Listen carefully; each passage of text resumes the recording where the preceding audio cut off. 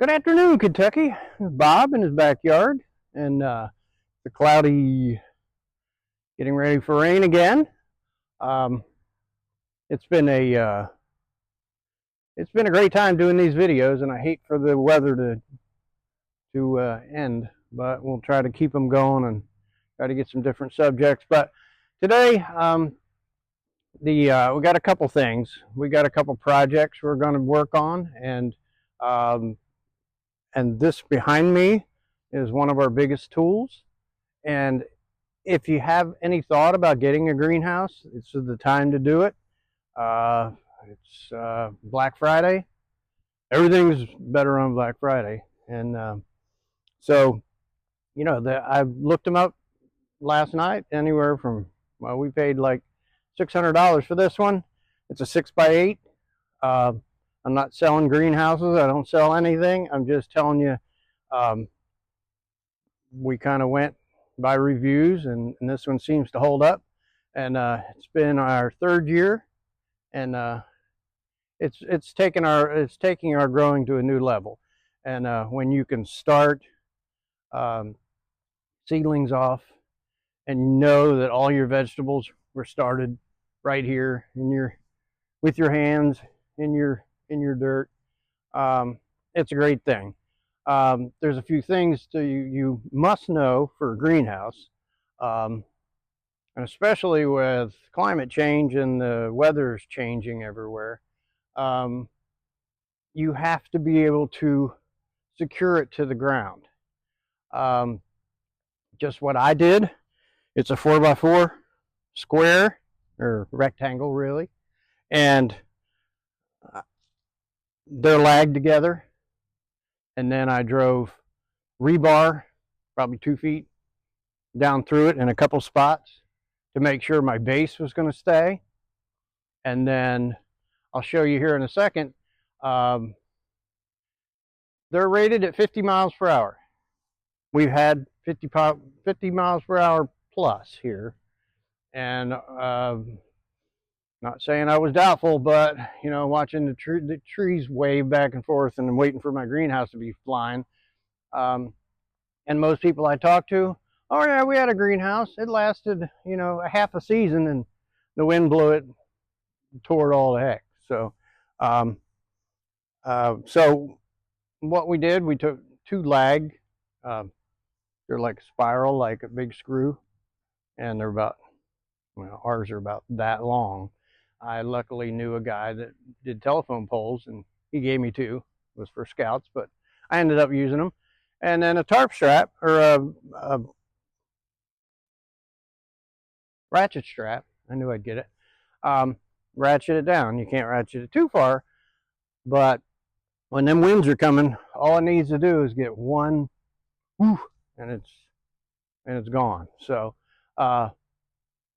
one thing you got to remember, if you're going to buy a greenhouse, and if it's not, it's got to be out in the open, because you need it in sun. So kind of puts it right out there in a vulnerable spot.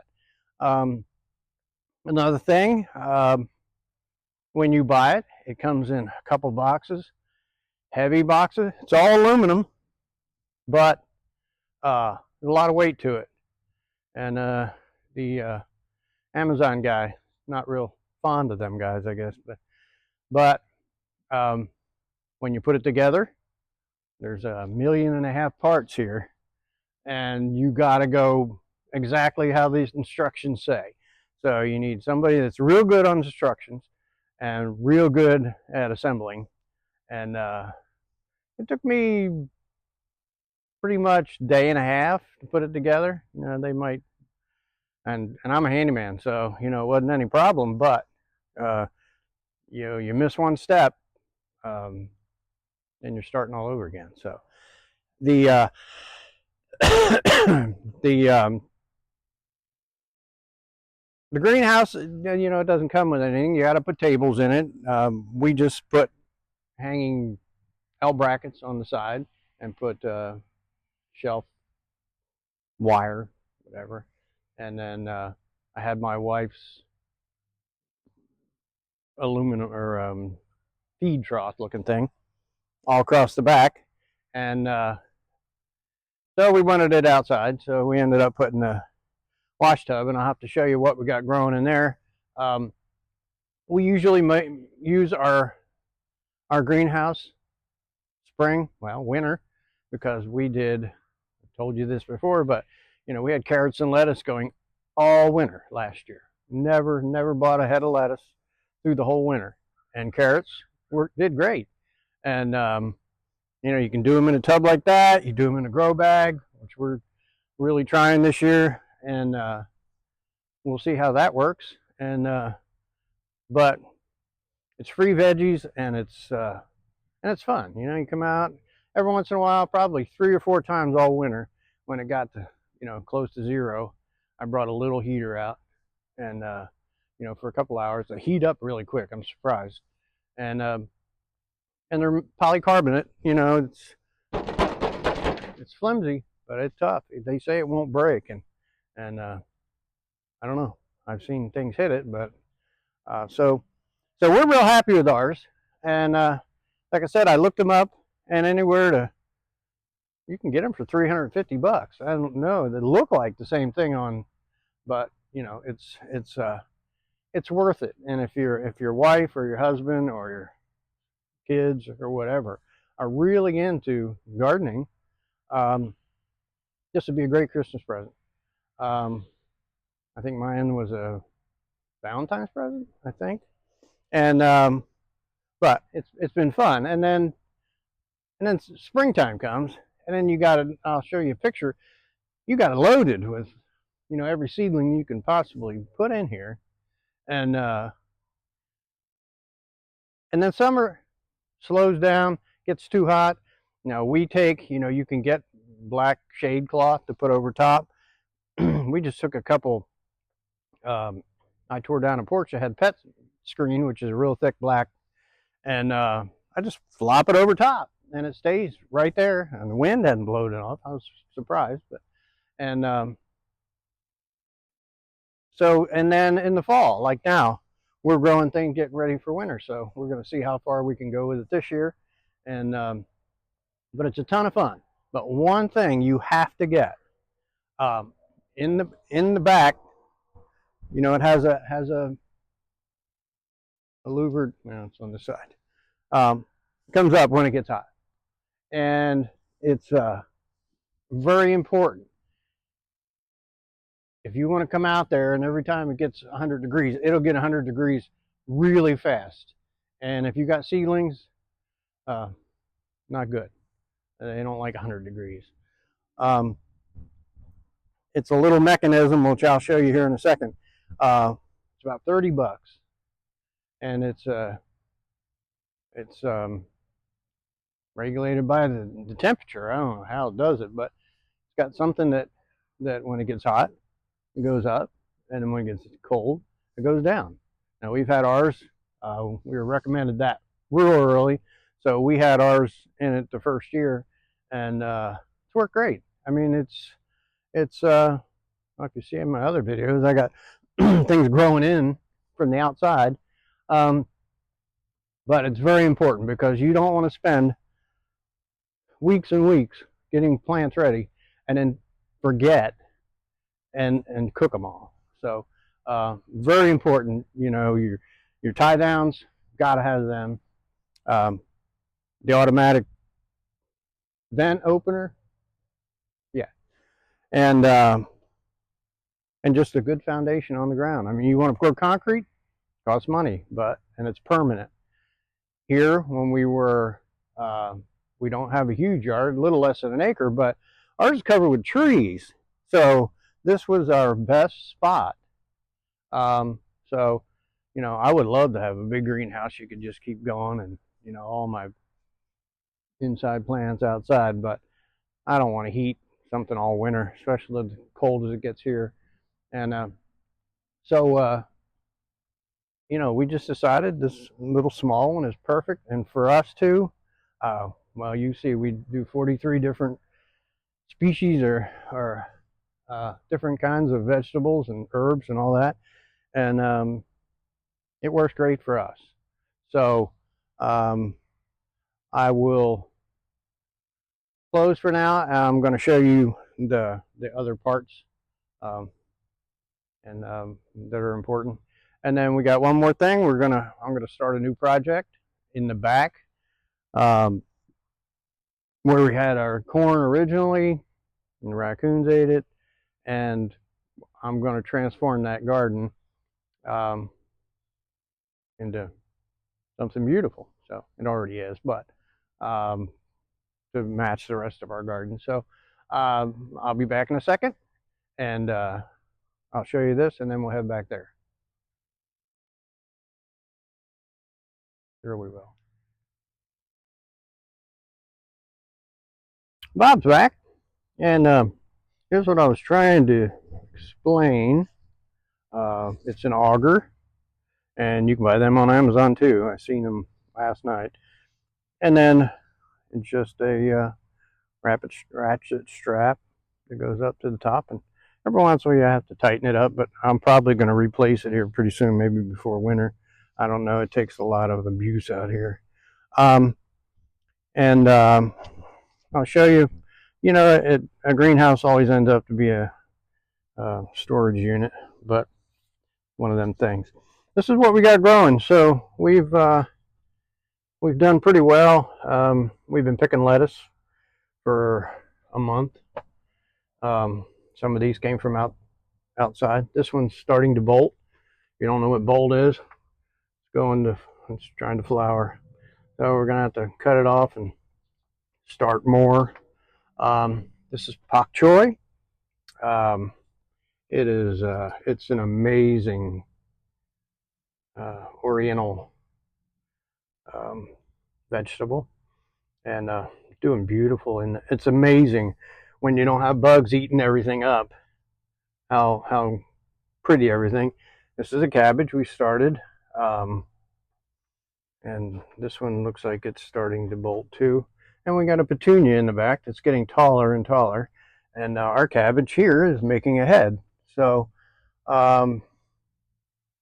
you know, the year we had with bugs and pests and all that, we might just save our brassicas and all that and just do them in the fall, which you can do that anyway, but we always get in a big hurry and trying to get them out first.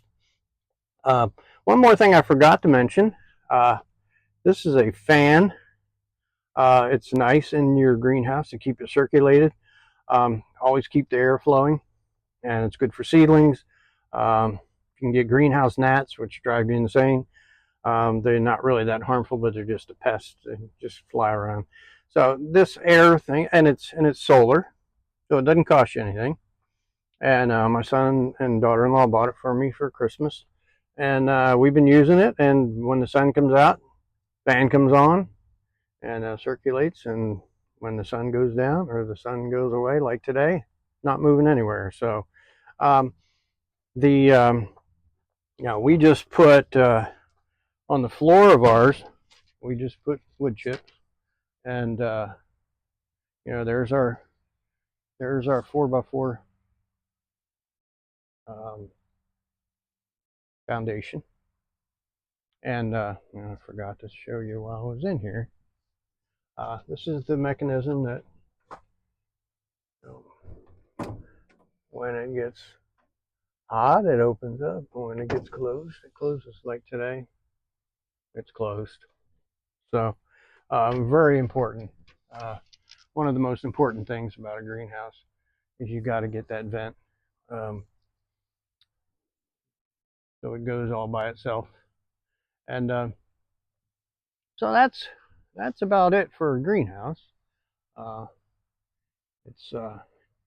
It's been great for us. So hopefully you think about it, and we'll catch you in a bit. Bob's back, and it's been such a wild season this year, from drought to tropic to drought to storms to whatever. So, you know, it affects us, and it also affects the plants. You know, here we're looking at buckwheat. You know, I planted that right after the popcorn, and you know, it was just about gone. Now it's growing again and it's blooming again. And you know, catnip. Who would have thought catnip would make it outside? I don't think it can winter. My cat's eating half of it. But you know, I'm not sure if the plants think that winter's gone already and it's spring.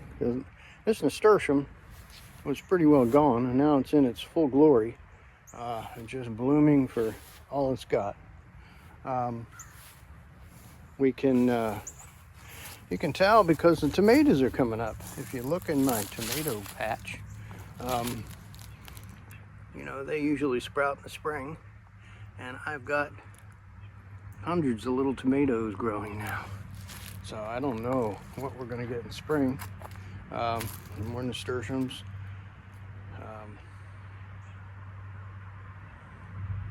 Our peppers from last year.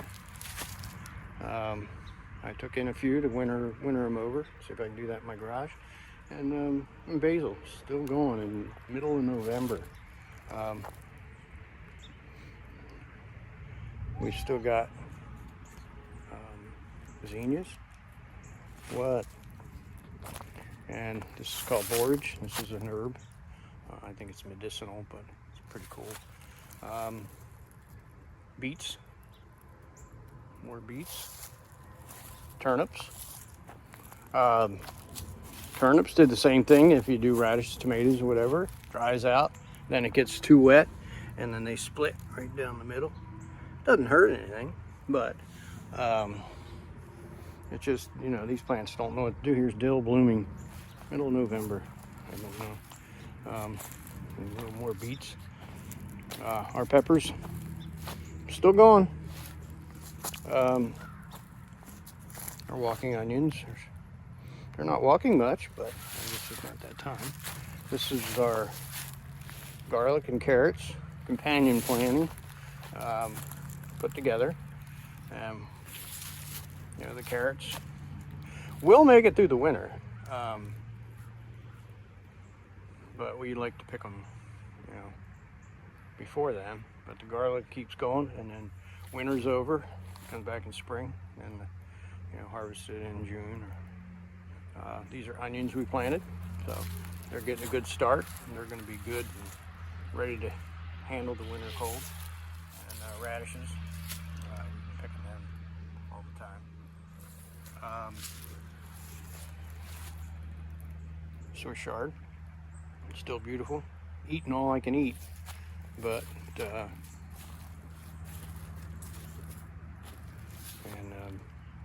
we were lucky enough, my neighbor gave us some new asparagus and roots, and I planted them all the way across there, and then we put our runner beans and all that stuff that was on the arch, and that'll bring nitrogen into the soil. We got sugar snap peas still going. I can tell you how weird everything is. We have sweet potatoes, and I know we picked sweet potatoes. We picked all we could pick out of that box, but now they're coming back, and they don't take cold at all. So garlic looking really good, and then our peas, sugar snap, beautiful looking peas, ready for some get that and that pak choy out of the greenhouse, and we can have some good Oriental stir fry. And yeah, I just wanted to show you, this is the area we're going to work on. And look at this baby. All summer didn't look that good, but everything's coming back. Like I said, it's just a mixed bag of everything. Our okra that we chopped off, we could have probably left. We would have known we had another month. Yeah, just everything. Tomatoes, we're still getting cherry tomatoes out of there. So this is our piece of land we're gonna. So this is the before shot. So, alrighty, see you in a minute. Later. Bob's back, and first of all, I got to give a shout out to the Big Blue Nation. Big win last night, our first big game. You're in Kentucky and you don't like the blue, oh well. But this area behind me is kind of like just a vast array of everything. It had corn, and it had some tomatoes in the back. It's got a pagoda of dogwood over top of it. This is all the things we got to deal with when you're starting a new area or a new garden. Pagoda dogwood doesn't have a dogwood flower. It has like a little, you can look it up. If you have a picture of this, you can look it up. Bugs love, or bees love it. I mean, that's why we keep it there. It's nice and shady. It's a cute little tree. But the only problem with it, it shoots all these shoots up from its roots. So it's a constant battle. Cutting them off, digging them up, cutting them off. That invasive thing again. I don't know if it's considered invasive, but it's just a pain. But I love the tree. We also got yuccas in here from past history. I got to dig them up, so we moved them out here. Monkey grass, and then we had all kinds of 4 o'clocks in the back that just seemed to come up naturally. Rhubarb, we moved it back here. It's doing wonderful. And then the pretty rose in the front. But we have a few what I want to do is block it off like these, make it a raised bed. But I got this much is rock, like pebble rock. Years past. And then it's got a lot of array of rocks because over the years, we've been here for over 30 years, pets. Our pets, our dogs and cats, sons, daughters, not sons and daughters, cats. And so I'm going to have to leave them, but I'm going to make a winding path that goes like around through that, and then block it all off. What we really need is a place for sweet corn. And you can't put sweet corn and popcorn. We decided, I'll have to show you a picture of our popcorn. Delicious. It's so much fun. But we need a 10 by 10 square. So that kind of takes that whole corner, but we're going to kind of go out a little bit. I'd like to just move it into that farmer's field. And then we got all this area over here. So we're going to try to, so more growing beds, I guess I should say. My wife's not going to like to hear that, but something that's easier to care for. It's a lot easier to take care of a raised bed. You put a path in, run around with a weed eater and around the edge, and you're done. Except this, there's no edge, and this is called ground ivy. Different than the other ivy I have. This stuff is just like everywhere, not just my yard, but everywhere. So it's easy to weed, but there's a lot of it. And so that's going to be my next project, and probably my next video. I'm going to start from the beginning, and I guess I'll have to fast. I've never done that. We speed it up, and but I want you to see that you can take just a overgrown plot of your yard and turn it into something you're proud of. So that's about it. That's about all I got for today. I will have to say, if you watched my last video, our 3 favorite places our happy places are our garden, the beach, and Halloween. And in that 1 week, I was in the garden on Wednesday. Thursday was Halloween. We left 3 o'clock in the morning for New Jersey to my 50th class reunion in New Jersey. So, and it was at Ocean City. So we got to go Ocean City, Wildwood, and Brigantine. And so we got to see all three of our happy places all in 3 days. So, yeah, you count them all as blessings, and so, but we're back in the garden, and all I got to do is play in the garden now. So, all right. From then, think about that greenhouse. Think about your tools for your spouse or your children that are getting into gardening or whatever. You know, we always buy each other